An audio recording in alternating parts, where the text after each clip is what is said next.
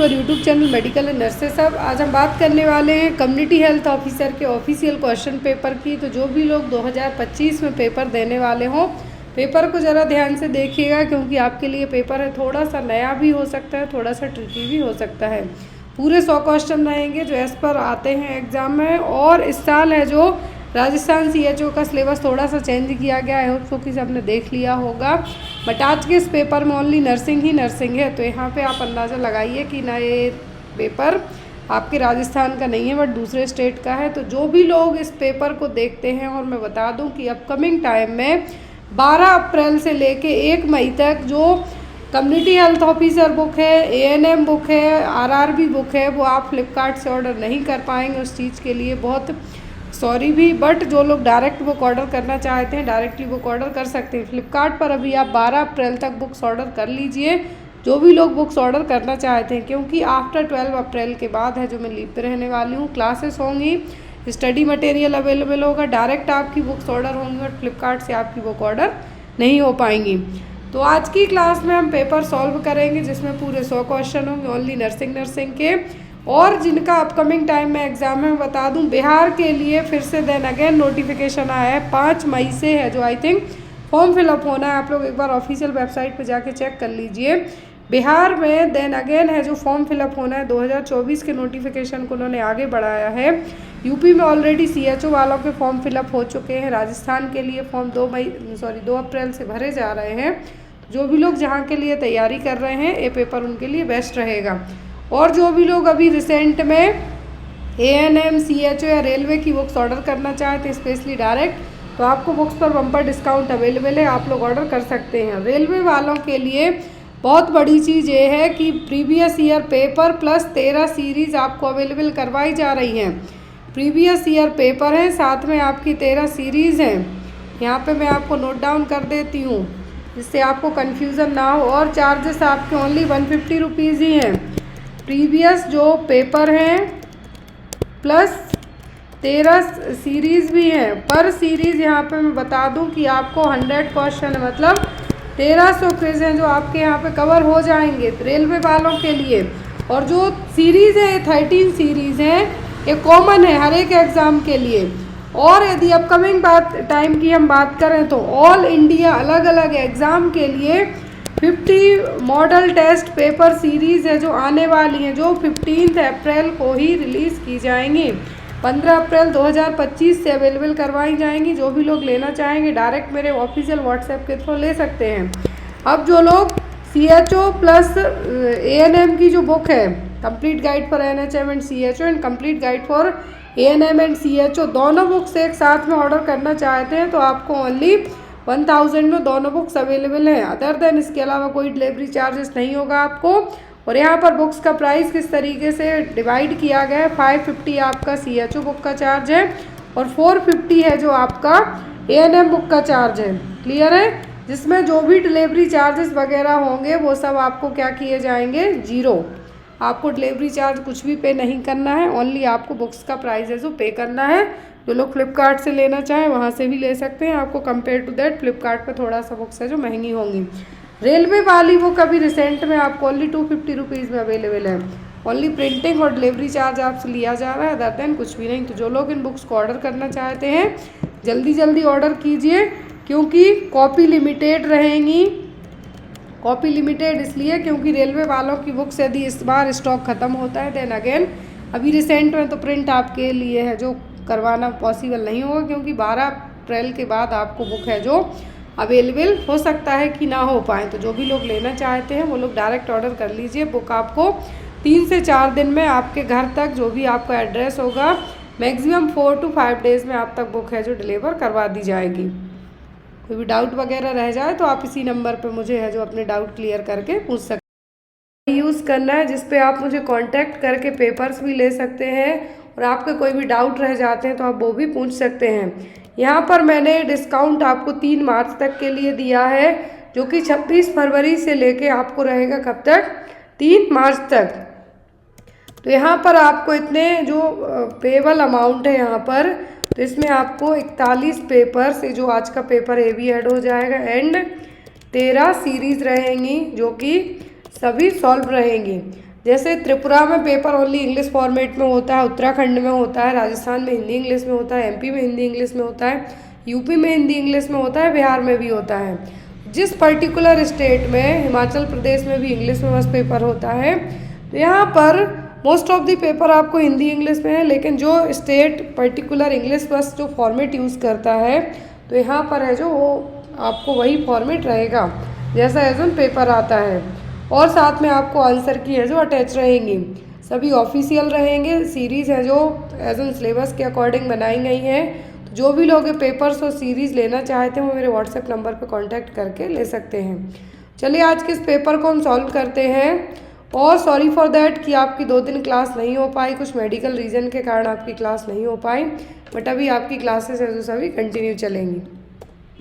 मैंने यहाँ पे आपको इरेज इसलिए कर दिया ताकि कोई भी कन्फ्यूज़न ना हो इस पेपर में। आपको जो भी डाउट रह जाते हैं पेपर को लेके, आप सीरीज़ लेना चाहते हैं तो सब आपके व्हाट्सएप मुझे कांटेक्ट करके आपके क्लियर कर दिए जाएंगे। फर्स्ट क्वेश्चन है इस पेपर का, विच ऑफ द फॉलोइंग हार्मोन, इसको थोड़ा सा और हम जूम करते हैं, आई थिंक आपको प्रॉपर विजिबल हो रहा हो। विच of the following hormone inhibits release of growth hormone, इनमें से कौन सा हार्मोन है, क्या है यहाँ पर, इनमें से कौन सा हार्मोन है जो ग्रोथ हार्मोन को रिलीज होने से क्या करेगा, रोकने का काम करेगा। डोपामाइन, सोमेटोट्रोपिन, सोमेटोस्टैटिन या फिर थायरोट्रोपिन इनहिबिटिंग हार्मोन, तो कौन सा हार्मोन है जो इनहिबिट करेगा ग्रोथ हार्मोन को। यदि ग्रोथ हार्मोन को क्या होना है, रिलीज होना है, तो इनमें से कौन सा हार्मोन स्टॉप करेगा। डोपामाइन तो एक हार्मोन है नहीं, डोपामाइन एक हार्मोन है नहीं ना, सोमेटोट्रोपिन है। अब यहाँ पर जो हार्मोन है वो 2 हैं, एक तो है सोमेटोस्टैटिन और दूसरा है थायरोट्रोपिन इनहिबिटिंग हार्मोन। तो यहाँ पर डोपामाइन तो एक न्यूरोट्रांसमीटर है और ग्रोथ हार्मोन को इनहिबिट करने के लिए क्या है, ग्रोथ हार्मोन को इनहिबिट कौन सा हार्मोन कर सकता है, तो वो है सोमेटोस्टैटिन। स्टैटिन का मतलब यहाँ पे क्या है, कुछ ना कुछ रोकना, तो इनहिबिट करने का मतलब भी एक तरीके से होता है क्या, रोकना। और ये काम कौन करेगा यहाँ पे, सोमेटोस्टैटिन हार्मोन। कौन सा होगा, सोमेटोस्टैटिन हार्मोन। क्लियर। अगला क्वेश्चन है यहाँ पे आपको, the darkening of the skin over the forehead है यहाँ पे आपका है,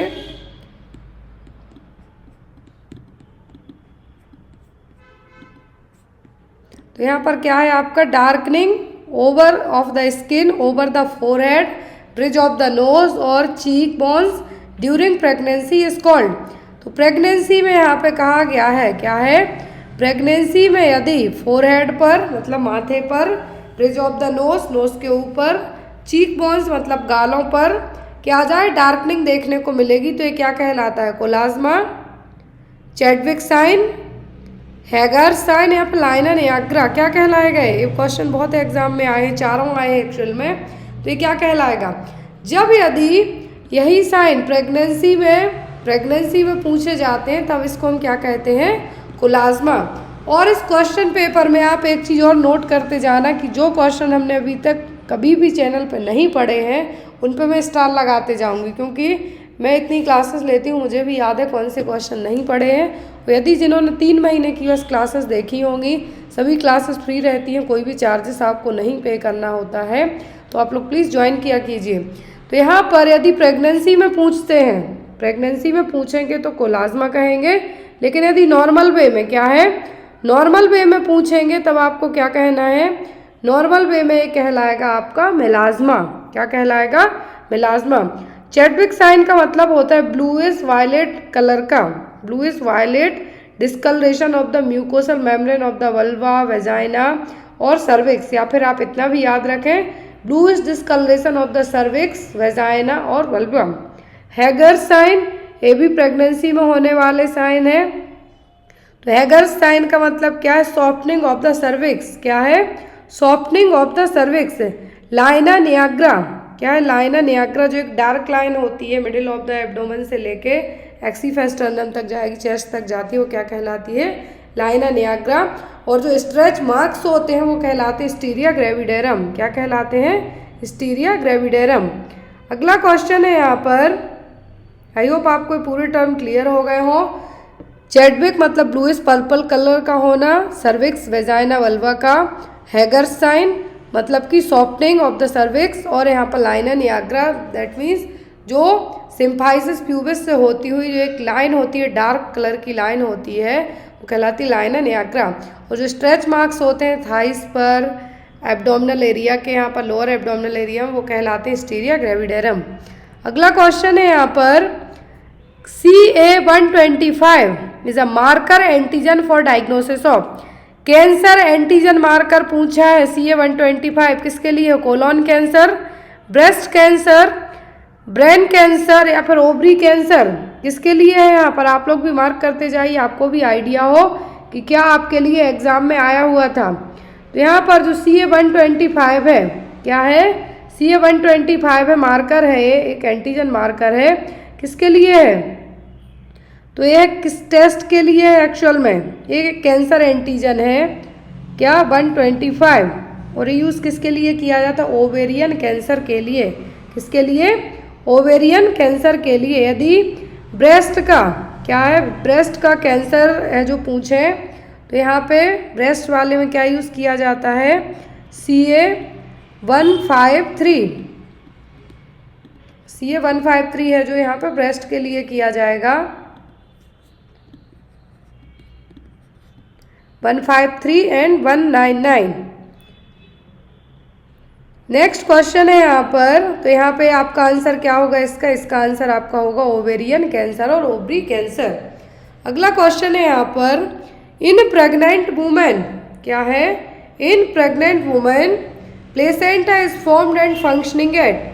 तो प्रेगनेंसी में जो प्लेसेंटा कब बनता है, बनेगा कब और फंक्शनिंग में कब आएगा? दो अलग अलग चीज़ें हैं यहाँ पर, बनेगा कब और फंक्शनिंग में कब आएगा। ऑप्शन में है आपको 4 एंड 12 वीक्स मतलब 4 हफ्ते में बनेगा, 12 हफ्तों में फंक्शनिंग में होगा, 5 एंड 13 वीक्स, 3 एंड 16 वीक्स या फिर 2 एंड 14 वीक्स। कब प्लेसेंटा बनेगा और कब फंक्शनिंग में आएगा? फंक्शन का तो सबको पता है कब, 12 हफ्तों में। कितना? 12 हफ्ते में। अब यहाँ पे आपको ऑप्शन में क्या है? 4 एंड 12 मतलब बनेगा कब? 4th वीक में, और फंक्शनिंग में कब होगा? 12 हफ्तों में। तो आपका आंसर क्या होगा? Option number first. Next question है आपका, PMJAY प्रधानमंत्री जन आरोग्य योजना, क्या है? PMJAY का मतलब है प्रधानमंत्री जन आरोग्य योजना। इसके बारे में हमने 10वीं क्लासों में एटलीस्ट इसको पढ़ाया गया होगा। जितनी भी कम्युनिटी की क्लासेस हम कवर करते हैं उसमें पढ़ते हैं क्या? PMJAY स्कीम, प्रधानमंत्री जन आरोग्य योजना, जो कि एक हेल्थ इंश्योरेंस स्कीम है जिसमें एनुअली यदि पर फैमिली मेम्बर कुछ भी प्रॉब्लम होती है तो उसको 5 लाख तक का है जो मेडिकल ट्रीटमेंट प्रोवाइड करवाया जाता है। क्लियर है? प्रधानमंत्री जन आरोग्य योजना और PMJAY स्कीम। नेक्स्ट क्वेश्चन है यहाँ पर, the process of weakening a pathogen is called. कोई भी पैथोजन है उसको वीक करने की प्रोसेस क्या कहलाती है? Immunisation, attenuation, vaccination, virulence reduction. तो प्रोसेस पूछी है किसी भी पैथोजन को वीक करने की, क्या है? किसी भी पैथोजन को वीक करने की प्रोसेस कहलाती है अटेन्यूएशन। क्या है? अटेन्यूएशन। आपने जो वैक्सीन पढ़ी लाइव अटेन्यूएटेड वैक्सीन, उसी तरीके से यहाँ पर उन पैथोजेंस को क्या किया जाता है? वीक किया जा रहा है। तो वो प्रोसेस क्या कहलाती है? अटेन्यूएशन। अगला क्वेश्चन है यहाँ पे पेपर थोड़ा इस तरीके से है। नेक्स्ट क्वेश्चन है यहाँ पर question number 7, which of the following is not a physical assessment finding in Parkinson's disease. तो पार्किंसंस वाले मरीज में कौन सी फिजिकल फाइंडिंग देखने को नहीं मिलेगी? Absence of cognitive impairment, mask like expression, dysarthria, pill rolling, tremors of the fingers. तो यहाँ पर क्या देखने को नहीं मिलेगा? फिजिकल फाइंडिंग्स की बात की जा रही है, मतलब जो आप देखते हैं फिजिकल फाइंडिंग्स करते हैं क्या होगा? मास्क लाइक एक्सप्रेशन देखने को मिलते हैं, डिसअरेथ्रिया देखने को मिलेगा, जो पिन रोलिंग, जो ट्रिमर्स होते हैं वो कैसे होंगे? पिन रोलिंग का मतलब है यहाँ पर फिंगर्स हैं जो ऐसे झटपटाटे टाइप की रहेंगी, वो होगा। लेकिन फिजिकल असेसमेंट की बात की गई है तो यहाँ पर कॉग्निटिव इम्पेयरमेंट, कॉग्निटिव किससे रिलेट करेगा, मेंटल एबिलिटी से, मेंटल असेसमेंट से। लेकिन यहाँ पर फिजिकल असेसमेंट फाइंडिंग नहीं है पार्किंसंस में, तो क्या होगा, absence of cognitive impairment. Next है birth weight quadruple by, quadruple का मतलब है यहाँ पर 4x। बर्थ वेट 4 गुना कब हो जाता है, 5th मंथ में, 12 मंथ, 18 मंथ या फिर 24 मंथ। हमने पढ़ा है कि 2 गुना मतलब डबल कब होता है, 5 महीने में, ट्रिपल होता है 12 महीने में, और जो क्वाड्रिपल होता है जनरली कब, 2 साल में।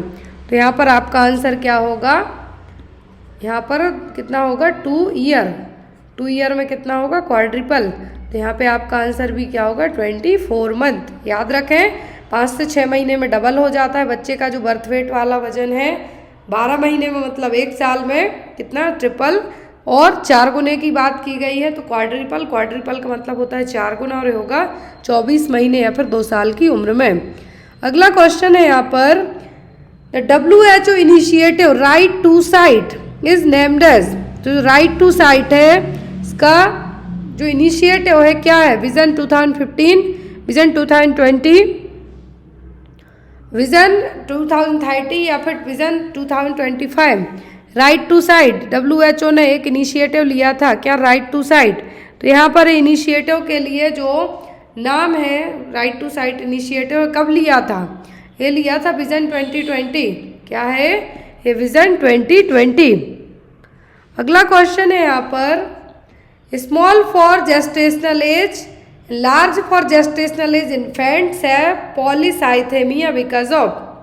तो यहाँ पर स्मॉल फॉर जेस्टेशनल एज मतलब 42 हफ्ते की प्रेगनेंसी हो गई है, 42 हफ्ते की प्रेगनेंसी हो गई तब भी बच्चा क्या हुआ, कम वजन का और छोटे साइज का हुआ है। लेकिन लार्ज फॉर जेस्टेशनल एज मतलब 42 वीक की प्रेगनेंसी हो गई, यदि 42 हफ्तों तक की प्रेगनेंसी हो गई और बच्चा 4 kg से भी ज़्यादा हुआ है तो उनमें पॉलीसाइथेमिया होने के चांसेस हैं। क्यों, हाइपोकैल्सीमिया के कारण, हाइपोग्लाइसीमिया के कारण, हाइपोक्सिया के कारण कि हाइपोथर्मिया के कारण, किसके कारण हो सकता है। तो जब आपको पॉलीसाइथेमिया पता होगा तब आप बता पाएंगे कि ये क्यों होगा। तो पॉलीसाइथेमिया का मतलब होगा कि जो इरिथ्रोसाइट्स हैं, क्या है, इरिथ्रोसाइट्स से ज़्यादा बनना, आरबीसी का जो लेवल है वो क्या रहेगा, ज़्यादा रहेगा, ब्लड सेल्स जो आरबीसी उनका लेवल ज़्यादा रहेगा। तो यहाँ पर स्मॉल फॉर जेस्टेशनल एज और large for gestational age infants have polycythaemia because of hypoxia, किसके कारण, हाइपोक्सिया के कारण। तो यहाँ पे आपका आंसर क्या होगा, ऑप्शन नंबर सी। अगला क्वेश्चन है यहाँ पे, which ophthalmic diagnostic test measure the intraocular pressure. तो आईओपी इंट्राओक्यूलर प्रेशर चेक करने के लिए कौन सा डायग्नोस्टिक टेस्ट किया जाएगा, टोनोमेट्री, पेरीमेट्री, एम्सलर ग्रिड या फिर गोनियोस्कोपी, क्या किया जाएगा यहाँ पर। ये आपको नॉर्सेट और एम्स में भी आ चुका है। तो आईओपी चेक करने के लिए हमेशा यूज़ किया जाता है टोनोमेट्री, क्या है, टोनोमेट्री टेस्ट। आईओपी चेक किस में किया जाता है, यदि लगता है कि ग्लूकोमा के लक्षण डेवलप हो रहे हैं इसलिए। Clear. Next one, the disease imported in a country which was not otherwise present. तो ऐसी डिसीज जो अपने देश में आई हो लेकिन वो पहले से प्रेजेंट नहीं थी, क्या है, एपोरिनिथिक डिसीज, जूनोटिक, एक्सोटिक या फिर एपिजोटिक डिसीज।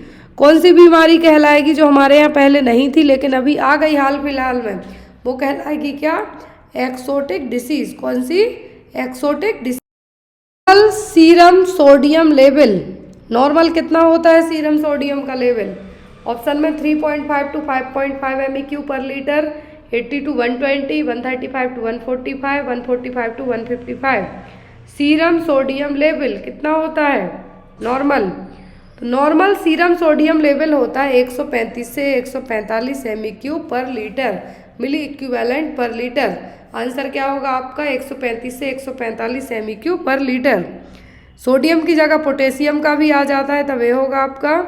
अगला क्वेश्चन है, according to triage system which colour coding is given to a unconscious patient whose blood pressure is 128/78 and pulse rate is 82। कौन सा कलर कोड यहाँ पे इस्तेमाल किया जाएगा? मरीज बेहोश है, पल्स रेट है 82 और जो बीपी है वो 128/78 है। ब्लू, येलो, रेड या फिर ब्लैक। ट्रियाज का मतलब होता है कि बेस्ड ऑन द प्रायोरिटी है जो कलर कोड सिस्टम यहाँ पे यूज़ किए जाएंगे तो वो कौन सा होगा? तो वो होगा यहाँ पर येलो कलर। क्या है? Yellow colour. क्योंकि जो पल्स और यहाँ पे यदि पल्स बहुत हाई होती तब भी आपका है जो दूसरा डिफरेंट कलर यूज़ होता है, रेड यूज़ करते हैं आप, लेकिन बीपी भी यहाँ पर क्या है 128/78 है। तो यहाँ पे जो कलर कोड इस्तेमाल किया जाएगा वो कौन सा होगा? होगा येलो, क्योंकि इस तरीके के मरीज को स्टेबल किया जा सकता है। Next one, under National Urban Health Mission each ASHA worker cover. तो under National Urban Health Mission के NUHM के ASHA worker accredited social health activist हैं, कितने हाउसेस को कवर करेंगी? 100 से 200 हाउस, 200 से 500 हाउस, 500 से 1000 हाउसेस, 1000 to 2500 हाउसेस। कितने हाउस कवर करेंगी ASHA worker under National Urban Health Mission के तहत? तो ये करेंगी कितना?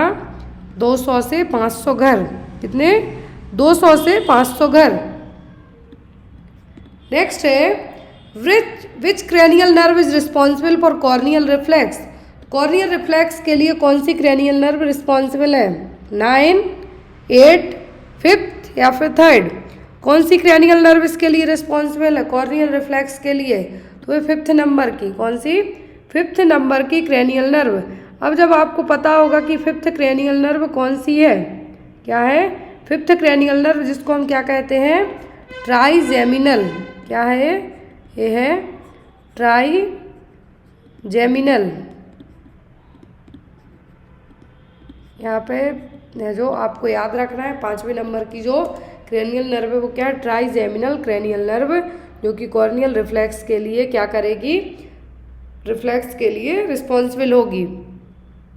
Next one, Naegele's rule is use to calculate. Naegele's rule किसके लिए यूज करते हैं हम? Cervical dilatation, amniotic fluid, gestational age या फिर expected date of delivery.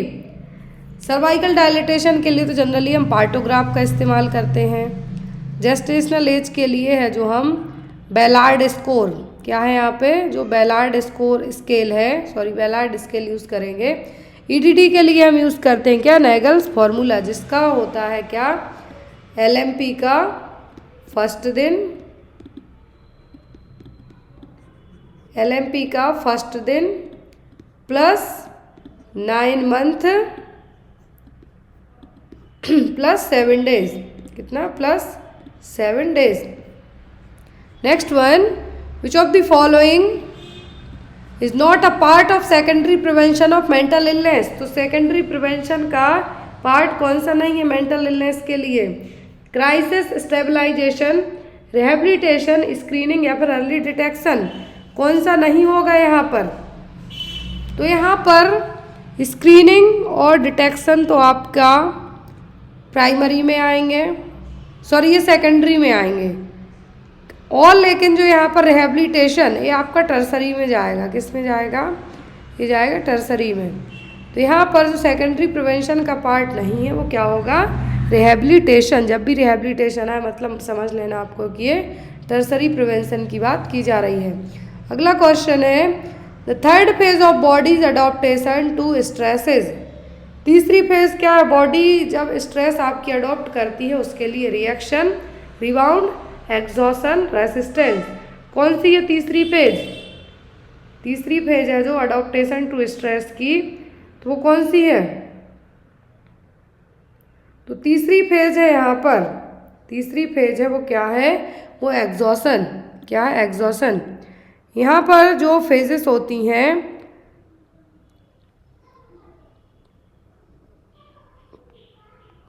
Alarm, resistance and exhaustion. क्या है? अलार्म, फिर आती है रेसिस्टेंस, फिर आती है आपकी एग्जॉशन। यदि फर्स्ट पूछें तो अलार्म जो कि यहाँ पे है नहीं, रेसिस्टेंस, फिर एग्जॉशन। नेक्स्ट क्वेश्चन है यहाँ पर, द स्केल, यहाँ पर आपका आंसर होगा सी। अगला क्वेश्चन है यहाँ पर, the scale that can not be used to assess a subject for a mood disorder. कौन सी स्केल मूड डिसऑर्डर को असेस करने में यूज नहीं होगी? Beck inventory, Edinburgh inventory, Wakefield, question आएगा फिर हैमिल्टन रेटिंग स्केल, कौन सी यूज यहाँ पे नहीं होगी? तो वो की एडिनबर्ग इन्वेंट्री, बाकी ये सभी होंगी। Functions of Kupffer cells in a liver is, liver में जो कुप्फर सेल्स होती हैं इनका काम क्या? फैगोसाइटिक, लाइटिक, सेक्रेटरी या फिर एक्सक्रेटरी। तो लिवर में जो कुप्फर सेल्स पाई जाती हैं, एक तो क्वेश्चन नहीं आता कुप्फर सेल्स पाई कहाँ जाएंगी, लिवर में का काम होता है फैगोसाइटिक एक्टिविटी, फैगोसाइटिक का मतलब इंगल्फ करना। Next one, substance that do not cross the placenta membrane are all except, मतलब यहाँ पर प्लेसेंटा को क्रॉस कौन कर सकता है? सीधे से वे में यहाँ पे कहा है कि substance that do not cross the placenta membrane, cross नहीं कर सकता, वो सब हैं, किसी एक को छोड़कर, मतलब जो कि क्रॉस कर सकता है। ऑप्शन में है IgG, IgA, IgM, IgE, कौन सा है जो प्लेसेंटा को क्रॉस कर सकता है? तो वन एंड ओनली क्या है? IgG, जो प्लेसेंटा को क्रॉस कर सकता है, बाकी नहीं कर सकते हैं। और यहाँ पर वही पूछा है कि प्लेसेंटा को क्रॉस कौन कर सकता है, तो वो होगा IgG, immunoglobulin G। Next one, an immobilized client is at risk for, immobilized client है, मान लीजिए फ्रैक्चर हो गया कुछ भी तो इमोबिलाइज कर दिया गया उसको, क्या होने के रिस्क ज़्यादा होंगे? हाइपोकैल्सेमिया, हाइपरकैल्सेमिया, हाइपोनेट्रेमिया या फिर हाइपरनेट्रेमिया, क्या होने की रिस्क सबसे ज़्यादा होगी? तो होगी हाइपरकैल्सेमिया की। तो ब्लड है आपका, ब्लड में कैल्शियम का लेवल बढ़ सकता है बैठे बैठे एक जगह, इमोबिलाइज्ड क्लाइंट में हाइपरकैल्सेमिया होने के चांसेस ज़्यादा रहेंगे। Next one, the centre for disease control, यहाँ पे क्वेश्चन है कि the centre for disease control recommended that replacing sites should occur at least every,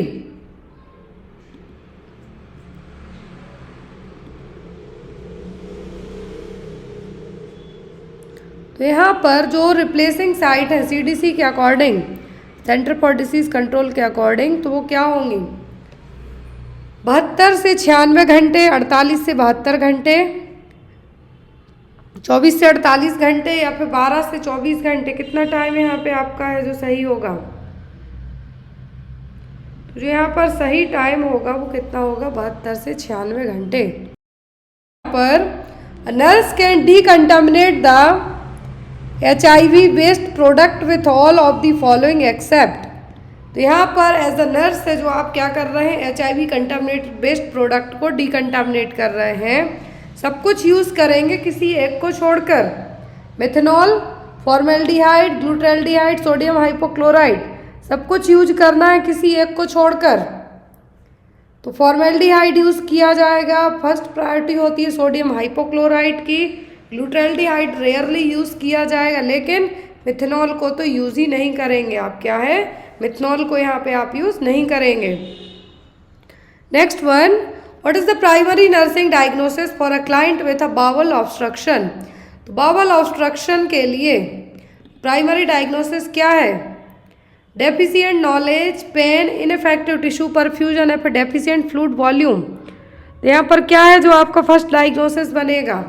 Bawal obstruction में जो आपका फर्स्ट प्राइमरी नर्सिंग डायग्नोसिस होगा वो होगा डेफिशिएंट फ्लूइड वॉल्यूम, क्या होगा? फ्लूइड वॉल्यूम की कमी। Next one, replacement of an unacceptable need, attitude और emotion with one more socially acceptable, क्या है? यहाँ पर आपको एक डिफेंस मैकेनिज्म पूछी है कि रिप्लेस करना जो चीज़ अनएक्सेप्टेबल है उसको, डिस्प्लेसमेंट है, सब्लिमेशन है, सब्स्टिट्यूशन है कि सप्रेशन है, क्या कहलाएगा ये कहलाएगा आपका क्या? सब्लिमेशन, क्या कहलाएगा? Sublimation. Next one, which of the following is not a type of quantitative research nursing, quantitative research nursing कौन सी नहीं है? डिस्क्रिप्टिव, एक्सपेरिमेंटल, क्वासी या फिर एंथ्रोग्राफी रिसर्च, कौन सी नहीं है? क्वांटिटेटिव, क्वांटिटेटिव मतलब गिनती होगी, क्वालिटी में गिनती नहीं होगी, क्वांटिटेटिव काउंटेबल होगी, तो होगी इथनोग्राफी रिसर्च। क्या होगी? Ethnography research. अगला क्वेश्चन है यहाँ पे, the correlation between intelligence test score and grades. जो कोरिलेशन है किसके बीच का? इंटेलिजेंसी टेस्ट स्कोर और ग्रेड्स के बीच का, वो क्या है? परफेक्ट, नेगेटिव, पॉजिटिव या फिर नो कोरिलेशन। क्या कहलाएगा? कहलाएगा क्या? पॉजिटिव। क्या होगा? Positive correlation. अगला क्वेश्चन है यहाँ पर, commonest presentation of choriocarcinoma. Choriocarcinoma का कॉमन साइन पूछा है। Abdominal pen, perforation of the uterus, breathlessness, vaginal bleeding. क्या होगा? कोरियोकार्सिनोमा का जो कॉमन प्रेजेंटेशन मतलब कॉमन साइन होगा। कोरियोकार्सिनोमा की बात की जा रही है, मतलब क्या है यहाँ पर? फास्ट ग्रोइंग मैलिग्नेंट ट्यूमर, जो कि ट्रोफोब्लास्टिक सेल्स हैं। क्या है? Trophoblastic cells. आपने नाम तो बहुत अच्छे से सुना होगा कि ये प्रेगनेंसी में जो ट्रोफोब्लास्ट सेल्स हैं, क्या है? ट्रोफोब्लास्ट सेल्स हैं, जो कि एम्ब्रियो को अटैच करने में हेल्प करते हैं यूट्रस से, प्लेसेंटा यूट्रस को। तो यहाँ पर यदि उन्हीं में से क्या हो जाए, कैंसर हो जाए, तो क्या साइन देखने को मिलेगा? तब साइन होगा वेजाइनल ब्लीडिंग। क्या होगा? Vaginal bleeding. Next one,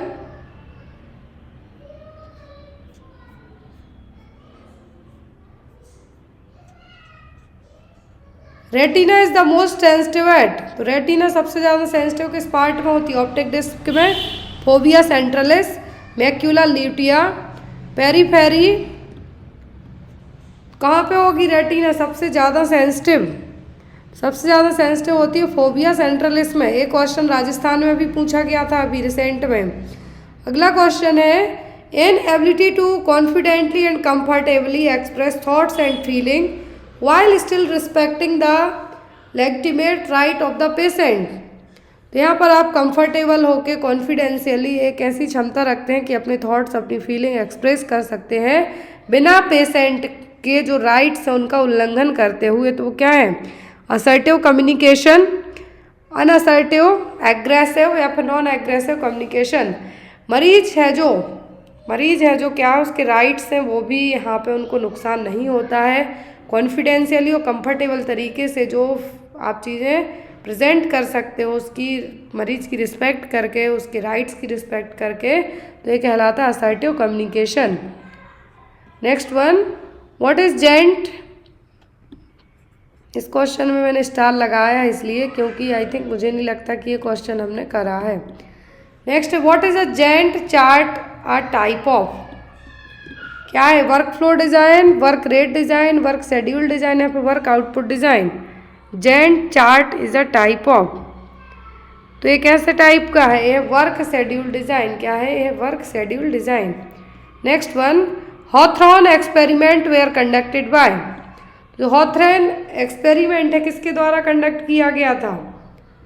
Edward Deming, Malton, Elton Mayo, F W. Taylor या फिर हेनरी फोर्ड। तो ये कंडक्ट किया था एल्टन मायो ने। किसने? हॉथरॉन एक्सपेरिमेंट कंडक्ट किया था एल्टन मायो ने। Next one, 1 teaspoon medicine is equal to. तो इस तरीके के क्वेश्चन उत्तराखंड में आते हैं, हरियाणा के पेपर में आते हैं, HPSSC में आते हैं। तो 1 टीस्पून मेडिसिन कितने के इक्वल होगा? 2 ml, 3 ml, 5 ml या फिर 10 ml। कितने के बराबर होता है? तो 1 teaspoon is equal to 5 ml और 5 ml। Drug that can be safely given in pregnancy. इनमें से कौन सी मेडिसिन है जो आप प्रेगनेंसी में है दे सकते हैं? एंटीफॉलेट, क्विनिन, क्लोरोक्विन या फिर प्राइमाक्विन। प्रेगनेंसी में इनमें से कौन सी ड्रग दे सकते हैं यदि ज़रूरत पड़ी तो? होगी क्लोरोक्विन। क्या होगी? क्लोरोक्विन। फॉलेट दिया जाता है, फॉलिक एसिड दिया जाता है, एंटीफॉलेट यहाँ पे नहीं दिया जाएगा। नेक्स्ट क्वेश्चन है यहाँ पर, the type of sampling in which there is no assurance that every element has a chance of being included in research study। ये किस तरीके की सैम्पलिंग है जिसमें हर एक एलिमेंट्स को एश्योर नहीं किया जाएगा कि वो इंक्लूड होंगे इस स्टडी में? नॉन प्रोबेबिलिटी, प्रोबेबिलिटी, इक्वल या फिर एडजस्टेबल, कौन सी सैम्पलिंग कहलाएगी ये? तो ये कहलाती है नॉन प्रोबेबिलिटी सैम्पलिंग। कौन सी? Non probability sampling. Next one, which IUD last for 10 year, 10 साल के लिए कौन सी इंट्रायूट्राइन डिवाइस है जो यूज़ की जाएगी? कॉपर 220C, प्रोजेस्टासाइड, नोवाटी या फिर कॉपर T380A। तो इनमें से ऐसी एक ही है जो 10 साल के लिए इंसाइट करवा सकते हैं, यदि बीच में बच्चा चाहिए हो रिमूव भी करवा सकते हैं, तो वो होगी copper T380A। Next one, preservative added in DPT vaccine, ये भी क्वेश्चन बहुत आता है एग्जाम में। कौन सा प्रिजर्वेटिव यूज़ किया जाएगा DPT वैक्सीन के लिए? Zinc phosphate, aluminium phosphate, magnesium sulphate या फिर जिंक सल्फेट। ये कई एग्जाम में पूछा गया है। DPT के लिए जो एक प्रिजर्वेटिव ऐड किया जाएगा वो होगा एल्यूमिनियम फॉस्फेट। क्या होगा? Aluminium phosphate. अगला क्वेश्चन है यहाँ पर, which scale of measurement has an absolute zero. तो इनमें से कौन सी स्केल का मेजर करेंगे आप? तो जीरो होगा। नॉमिनल, ऑर्डिनल, इंटरवल या फिर रेशियो स्केल। तो ये हमेशा से होती आई है कौन सी? Ratio scale. क्या होगा? Ratio scale. अगला क्वेश्चन है यहाँ पर, minimum number of carbon required for monosaccharide. Mono मतलब सिंगल। मोनोसैकेराइड में मिनिमम कितने कार्बन की ज़रूरत होगी? 3, 4, 2 या फिर 1? कितने की ज़रूरत पड़ेगी मोनोसैकेराइड में? मिनिमम की बात की गई है तो कितना? एटलीस्ट 3। कितना? 3। Next one, PERT is a study of. PERT किसकी study? Input output analysis, system analysis, network analysis या फिर रिसर्च टेक्निक, किसकी है? तो ये नेटवर्क एनालिसिस के लिए। किसके लिए? Network. Monday fever is associated with. Monday fever किससे रिलेट करेगा? सोमवार का बुखार। ऑप्शन में है यहाँ पर आपको बैगोसिस, बायसिनोसिस, एब्स्टोसिस या फिर सिलिकोसिस। कौन सी फैक्ट्री में एक क्या ऑक्यूपेशनल डिसीज़ है, कहाँ पे काम करने वाले लोगों को ये हो सकती है? और इसका जो दूसरा नाम है वो क्या है? तो इसका जो दूसरा नाम है वो क्या है? वो बायसिनोसिस। क्या है? बायसिनोसिस, जो कि एक लंग्स की बीमारी है, कॉटन डस्ट इनहेल करने के कारण होगी। किसके कारण यहाँ पे होगी? कॉटन डस्ट इनहेल करने के कारण। याद रखना है आपको। और जितनी भी डस्ट वाली बीमारी होती हैं इनका कनेक्शन कहाँ से होगा? आपके फेफड़ों से। तो यहाँ पर कॉटन डस्ट के कारण, किसके कारण? कॉटन डस्ट के कारण लंग्स में होने वाली बीमारी है, तो इसको क्या कहा जाएगा? Byssinosis. Next one, dumping syndrome is a complication of. Dumping syndrome किसका कॉम्प्लिकेशन है? सब टोटल गैस्ट्रेक्टोमी, कोलेक्टोमी, हिस्टेरेक्टोमी या फिर नेफ्रेक्टोमी। टोमी वर्ड जुड़ा मतलब कुछ काट के रिमूव किया जाना है। तो यहाँ पर जो डंपिंग सिंड्रोम है, क्या है? डंपिंग सिंड्रोम किसके कारण हो सकता है? डंपिंग सिंड्रोम जिसमें ग्रुप ऑफ सिम्टम देखने को मिलेंगे। डायरिया होगा, नोजिया होगा, लाइट हेडेड फील होगा, खाना खाने के बाद थका हुआ फील करेंगे। और यहाँ पर होगा किसके कारण? सब टोटल गैस्ट्रेक्टोमी के कारण। किसके कारण? सब टोटल गैस्ट्रेक्टोमी सर्जरी होने के बाद एक कॉम्प्लिकेशन डेवलप हो सकता है। अगला क्वेश्चन है यहाँ पर, विच of the following ECG finding indicate the presence of hypokalemia. Hypokalemia में ECG है जो कैसे देखने को मिलेगी? ऑप्शन में है यहाँ पर tall peak T wave, ST segment depress, widening of QRS complex, prolong PR interval. ECG का जो इंटरप्रिटेशन आपको एक 10 मिनट की क्लास में चैनल पे पढ़ाया गया था स्टार्टिंग में ही, तो इसमें क्या है? लो पोटेशियम लेवल। हाइपोकैलेमिया का मतलब क्या है? लो पोटेशियम लेवल। और यहाँ पर लो पोटेशियम लेवल में ECG में है जो क्या प्रेजेंटेशन देखने को मिलेगी? तो होगा ST सेगमेंट डिप्रेस्ड। क्या होगा? ST segment depressed. Abstract thinking और generalisation to decrease painful thinking. तो यहाँ पर एब्स्ट्रैक्ट थिंकिंग का यूज़ ज़्यादा करना या फिर कुछ भी आपको पेनफुल चीज़ें कुछ क्या हैं याद आती हैं बार बार, उनको कम करने के लिए। तो ये क्या है? प्रोजेक्शन, रेशनलाइजेशन, इंटेलेक्चुअलाइजेशन या फिर ओवर एक्सप्लेनेशन। ये क्या कहलाएगा? कुछ पेनफुल ऐसा आपके साथ हुआ है को आप घटाने के लिए कुछ ज़्यादा ही सोच रहे हैं तो वो कहलाएगा इंटेलेक्चुअलाइजेशन। क्या कहलाएगा? Intellectualization. Next one, the focus of this therapy is to have a positive environment manipulation physical social to affect a positive change. Positive change को इम्प्रूव करने के लिए, अफेक्ट करने के लिए यहाँ पर इन्वायरमेंट भी पॉजिटिव रखा जाएगा, जो फिजिकल सोशल यहाँ पर भी मैनिपुलेशन किया जाएगा। तो ये कौन सी थेरेपी होगी? मिलियो साइको बिहेवियर एफेक्ट ग्रुप। यहाँ पर जब भी आपके फिजिकल सोशल की बात की जाए, पॉजिटिव इन्वायरमेंट की बात की जाए, मैनिपुलेट भी किया जाए तो वो कहलाएगी मिलियोथेरेपी। कौन सी? मिलियोथेरेपी।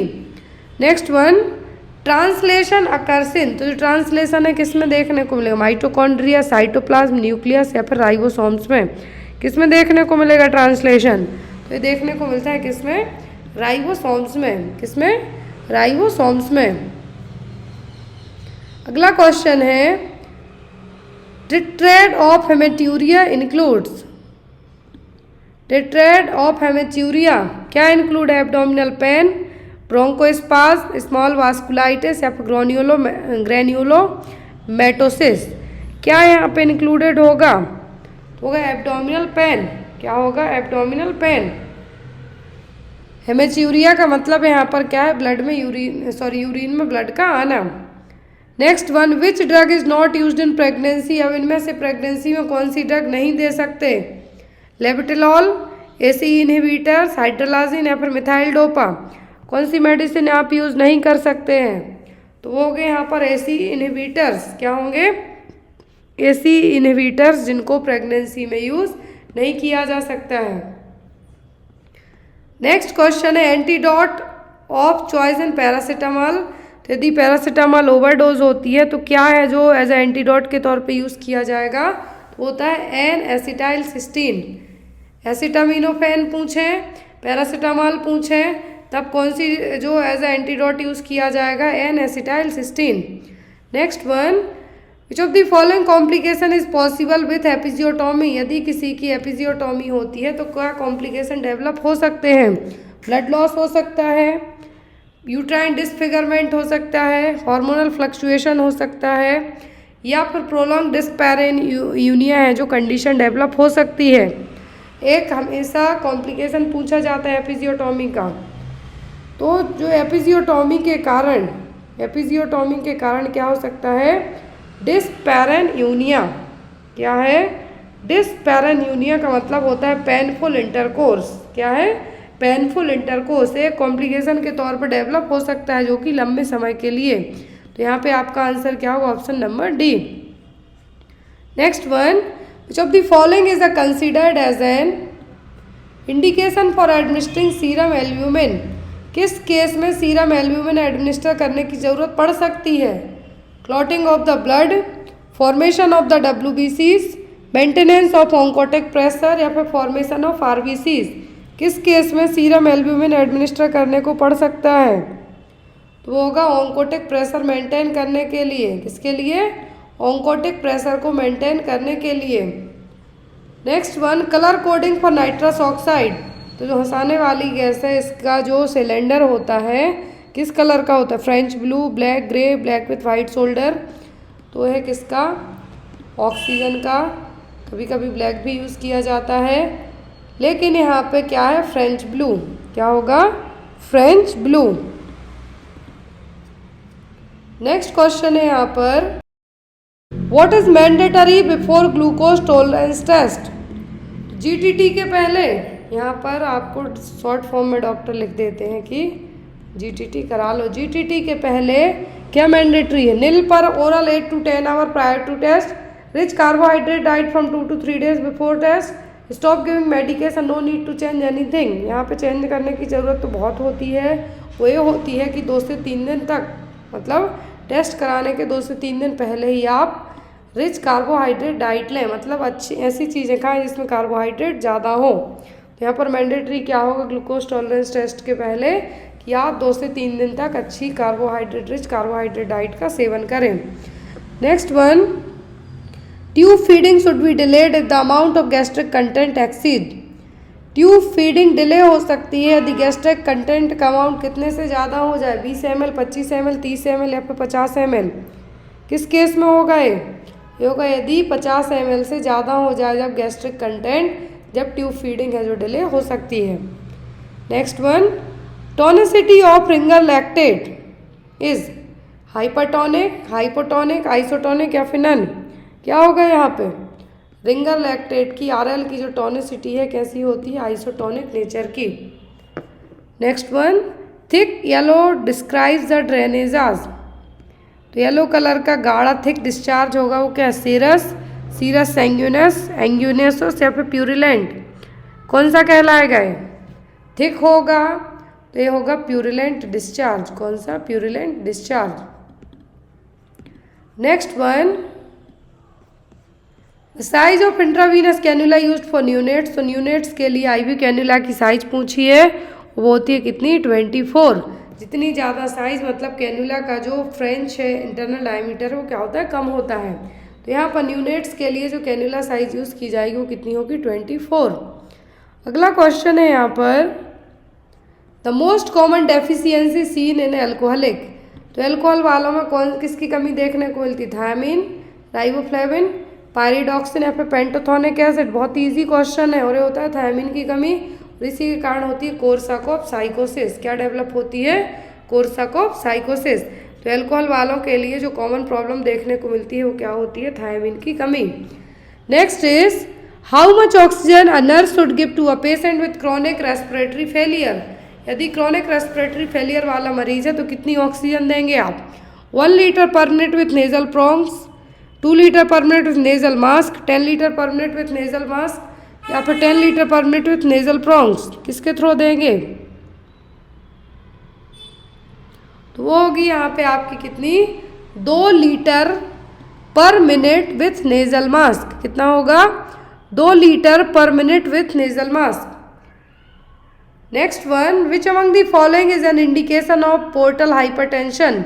पोर्टल हाइपरटेंशन के इंडिकेशन क्या है, एलिवेटेड ब्लड प्रेशर, कंफ्यूजन, एस्ट्रेक्सिस या फिर हेमेटोमेसिस। हेमेटोमेसिस का मतलब होगा वॉमिटिंग होना ब्लड के साथ में। तो यहाँ पर पोर्टल हाइपरटेंशन के इंडिकेशन कौन से हो सकते हैं, तो वो होगा हेमेटोमेसिस। क्या होगा, haematemesis. Next one, normal mean pulmonary artery pressure. Normal mean pulmonary artery pressure कितना होगा, तो ये होता है 15 से 20 mm ऑफ Hg। कितना, 15 to 20 mm ऑफ Hg। जिन क्वेश्चन में आपको डायरेक्ट आंसर की ज़रूरत है उनमें मैं यहाँ पे आपको डायरेक्ट आंसर बस बता रही हूँ। तो यदि पल्मोनरी आर्टरी प्रेशर की बात करें तो कितना होगा, normal mean pulmonary artery pressure 15 से 20 mm of Hg। Next one, persistent generalised lymphadenopathy is caused by. Persistent generalised lymphadenopathy किसके द्वारा होगी, HSV, herpes simplex, HAV, avian flu, HZV या फिर HIV। किसके द्वारा होगी, तो होगी HIV के थ्रू। लिम्फेडेनोपैथी देखने को मिलेगी किसके द्वारा, HIV के through. Next one, increase suicidal tendency is associated with alteration in the brain level of. किसका आपके ब्रेन में लेवल अल्टर्ड होगा, मतलब चेंजेस होगा, फ्लक्चुएट होगा, इसके कारण सुसाइडल टेंडेंसी मतलब आत्महत्या करने के थॉट्स आएंगे। सेरोटोनिन, गाबा, डोपामाइन या फिर नॉरएड्रेनालिन। किसके कारण ऐसा हो सकता है, तो ये होता है सेरोटोनिन लेवल के बढ़ने के, सेरोटोनिन लेवल का है जो कम होने के कारण। इसीलिए डिप्रेशन वालों को SSRI है जो मेडिसिन दी जाती है।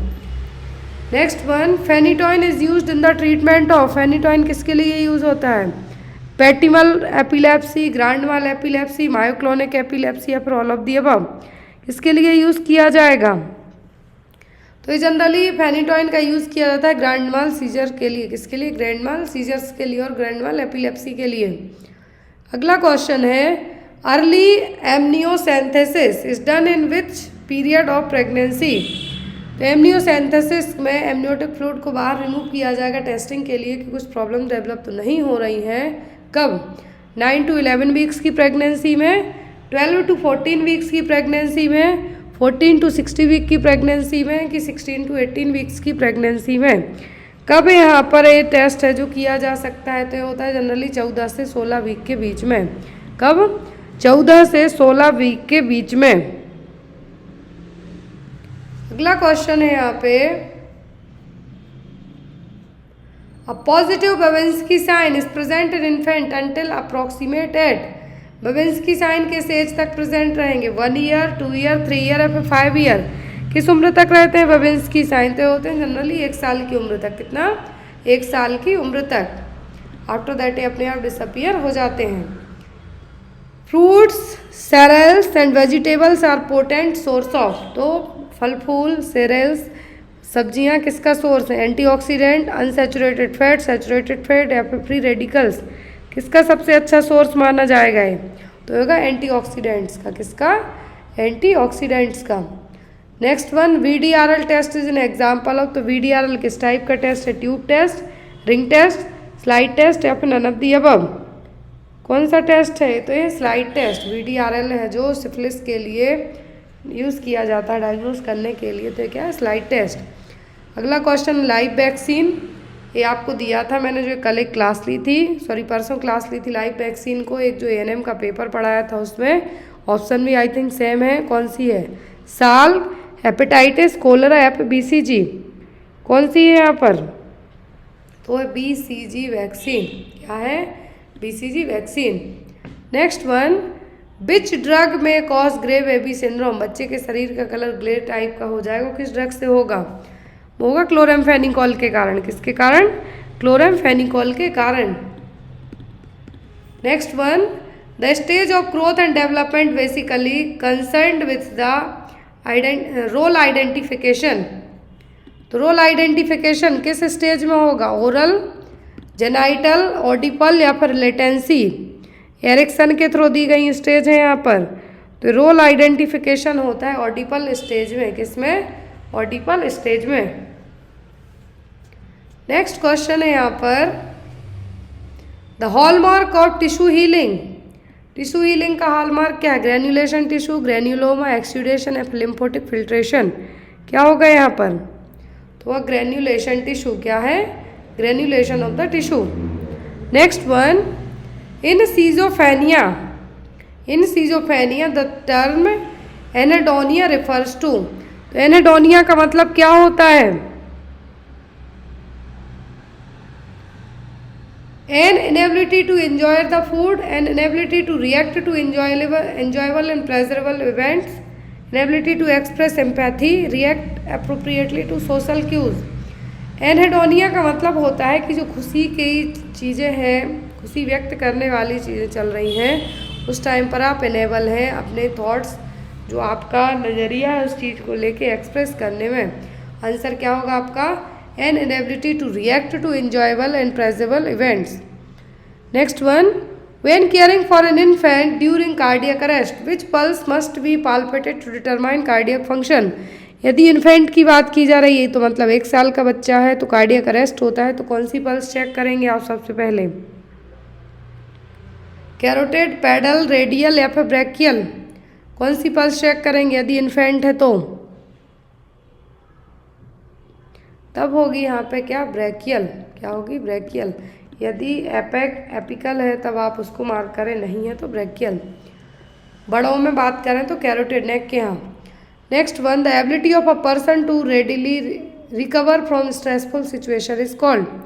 पर्सन की ऐसी क्षमता कि जो स्ट्रेसफुल सिचुएशन से तुरंत रिकवर कर जाए वो क्या है? मेंटल फ्रीडम, एड्रोगेनी, हार्डीनेस या resilience?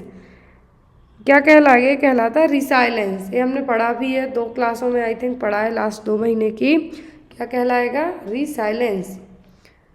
Ponderal index of term gestational age normal neonate.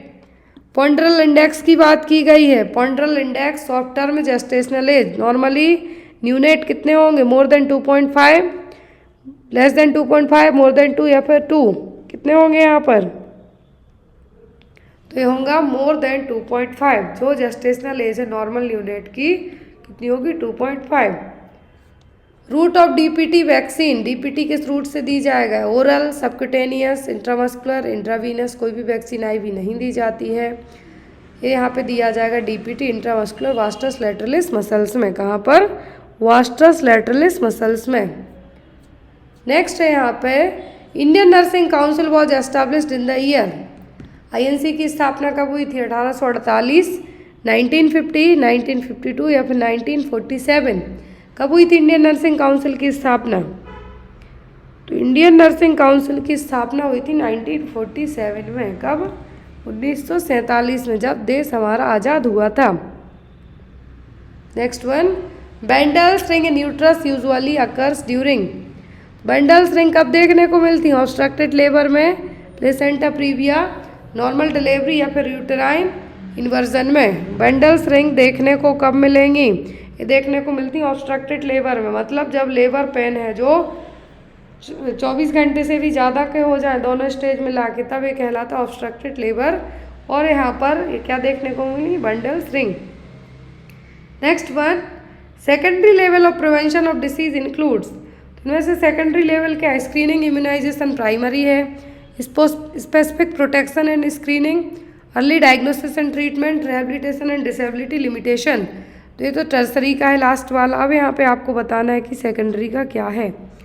तो होगा अर्ली डायग्नोसिस एंड ट्रीटमेंट। क्या है? Early diagnosis and treatment. यहाँ पर इसका है obstructed labour. Next one, normal duration of involution of uterus. Uterus दोबारा रिवर्ट बैक होने में कितना समय ले सकती है? तो एटलीस्ट 6 वीक तक का। कितना? जिसको परपीरियम पीरियड कहा जाता है उसको क्या कहेंगे हम? 6 वीक तक का समय। यदि वापस रिवर्ट बैक नहीं होती वो कहलाएगी सब involution. Total number of deciduous teeth in children. तो डेसिडियस टीथ कितने होते हैं बच्चों में? 12, 14, 16 या फिर 20? कितने होंगे डेसिडियस टीथ? तो डेसिडियस टीथ होते हैं वो होते हैं 20। दूध के दांत जिसको आप कहते हैं क्या होंगे? प्राइमरी टीथ और डेसिडियस होंगे 20। What is the dose of vitamin A for an infant 9 month of age. यदि इन्फेंट की उम्र 9 महीने है तो विटामिन ए का कितना डोज देंगे हम? 4 लाख आयु, 3 लाख आयु, 2 लाख आयु या फिर 1 लाख आयु? कितना डोज देंगे आप? तब यहाँ पे डोज होगा कितना? 1 लाख। कितना होगा? 1 लाख। बेटी बचाओ बेटी पढ़ाओ, ये हमने 2 साल पहले से क्वेश्चन आपको पढ़ा, 2 या 3 साल से ज़्यादा हो गए क्वेश्चन को। और अभी रिसेंट में जो प्रोग्राम वाली क्लास होती है उसमें इसको ऐड किया गया था। बेटी बचाओ बेटी पढ़ाओ किस राज्य में स्टार्ट किया गया था? तो ये हुआ था कहाँ पर? हरियाणा में। कहाँ पे? हरियाणा में। Next one, AIDS was first detected in India in the year. Bharat में एड्स का पहला केस कब डिटेक्ट हुआ था? 1996, 1985, 1981 या फिर 1986 में? कब डिटेक्ट हुआ था एड्स का पहला केस भारत में? 1986 में। 1986 में। कब? 1986 में। Persecutory delusion is more common in. Persecutory delusion किस में देखने को मिलते हैं? Schizophrenia, paranoid schizophrenia, bipolar affective disorder, manic depressive साइकोसिस। किस में देखने को मिलेंगे? वो देखने को मिलते हैं पैरानॉइड सीजोफेनिया में। किसमें? पैरानॉइड सीजोफेनिया में। जो शकीली टाइप की पर्सनालिटी होगी वो इसी में होगी। Death in India is registered with in how many days. तो बहुत ही सिंपल सा क्वेश्चन है, विद इन 21 डेज में। कितना? 21 days. Next one, partograph was first discovered by. तो पार्टोग्राफ की खोज की थी आर.एस. फिलोप्टर ने। जब हम पार्टोग्राफ के बारे में पढ़ते हैं सबसे पहले उनकी डिस्कवरी ही पढ़ते हैं। किसने की थी? आर.एस. फिलोप्टर ने। Next one, first and foremost emergency management of shock. तो फर्स्ट और फॉरमोस्ट जो इमरजेंसी मैनेजमेंट है शॉक के लिए वो क्या होगा? Limb elevation, start inotropes, blood transfusion या फिर एयरवे मैनेजमेंट। तो जब भी शॉक की कंडीशन है या कोई भी कंडीशन ऑप्शन में एयरवे हो तो आपकी फर्स्ट प्रायोरिटी एयरवे रहेगी। Next one, jet track method is used in IM injection to prevent. तो जेट ट्रैक मेथड यूज़ की जाती है इंट्रामस्कुलर इंजेक्शन लगाने के लिए। किसको प्रिवेंट करने के लिए? थ्रोम्बोफ्लेबाइटिस, मायोसाइटिस, स्किन इरिटेशन या फिर पेरिओस्टियाइटिस के लिए। किसके लिए किया जाएगा? तो ये किया जाता है स्किन इरिटेशन को प्रिवेंट करने के लिए। कुछ मेडिकेशन स्किन इरिटेट करेंगी, टिश्यू में से लीक हो सकती हैं, तो उनको किस रूट से दिया जाएगा? जेड मेथड के through intramuscular injection. Next one, diabetic foot is an example of. तो डायबिटिक फूट किस तरीके का एग्जाम्पल है? Wait gangrene, dry gangrene, gas gangrene. तो यहाँ पर जो डायबिटिक फूट है, डायबिटिक फूट कैसा है? Wait gangrene. क्या है? Wait gangrene. Next one, which vaccine is contraindicated in pregnancy. तो प्रेगनेंसी में कौन सी वैक्सीन नहीं दे सकते? रूबेला, ओपीवी, बीसीजी या फिर हेपेटाइटिस। कौन सी वैक्सीन प्रेगनेंसी में नहीं दी जाती है? वो सबको पता है, वो है रूबेला। इवन इसका आपकी बॉडी में कोई एंटीबॉडी एंटीजेंस तो नहीं बन रहे हैं, उसके लिए इसको चेक किया जाता है। Next one, which hormone is secreted by corpus luteum. Corpus luteum के द्वारा कौन सा हार्मोन रिलीज होगा? एससीजी, प्रोजेस्टेरोन, थायरॉक्सिन या फिर एस्ट्रोजन। एस्ट्रोजन को ओवरी रिलीज करती है। कॉर्पस ल्यूटियम को ओवरी का जो कॉर्पस ल्यूटियम है वो प्रोजेस्टेरोन हार्मोन को रिलीज करेगा। Apical pulse is assisted by placing the diaphragm of the stethoscope at the area of आउटिक area में, पल्मोनिक एरिया, मिट्रल एरिया पे ट्राइकस्पिड एरिया में। एपिकल पल्स आप असिस्ट करते हैं तो स्टेथोस्कोप का जो डायफ्राम है वो कहाँ पे रखेंगे? वो आप प्लेस करेंगे मिट्रल एरिया में। कहाँ पर? मिट्रल एरिया में। नेक्स्ट है, identify the water borne disease. तो इनमें से वाटर बॉर्न डिसीज कौन सी है? डेंगू, मलेरिया, कोलेरा या फिर पोलियो। वाटर बॉर्न का मतलब गंदे पानी से होगी, तो यहाँ पर वाटर बॉर्न कौन सी होगी? वो होगी कोलेरा। क्या होगी? Cholera. Next one, the amount of blood supplied in brain per minute. 1 minute में ब्रेन में कितने खून की सप्लाई होगी? ब्लड की 450 ml per minute, 750 ml per minute, 850 ml per minute या फिर 1000 ml पर मिनट। कितना है जो फ्लो होगा? तो वो होगा यहाँ पर 750 ml। कितना? 750 ml per minute. Tuberculin test is read after. तो ये कितना है? 72 घंटे, 48 से 72 घंटे होता है इसमें। लास्ट है, cancer arising in plasma cells. Cancer arising plasma cells कौन सी सेल्स है? Plasma cells cancer arising, cancer होने की। ऑस्टियोमा, मायोमा, माइलोमा या फिर ओडोंटोमा। कौन सा होगा? होगी माइलोमा। तो ये था उत्तराखंड का पेपर जो 25 फरवरी को हुआ है 2024 में। जो लोग पेपर दे के आए थे उनका पेपर जो रिव्यू है मेरे पास बहुत अच्छा गया है। जिनके अपकमिंग टाइम में पेपर है उनको आज से लेके 3 मार्च तक का डिस्काउंट है। इसमें आपको 41 पेपर होंगे, 13 सीरीज़ होंगी जो सभी सॉल्व होंगी। आपको डायरेक्ट आपके व्हाट्सएप नंबर पे प्रोवाइड की जाएंगी, वो भी after the payment. Thank you for watching us. Bye bye, take care, good night.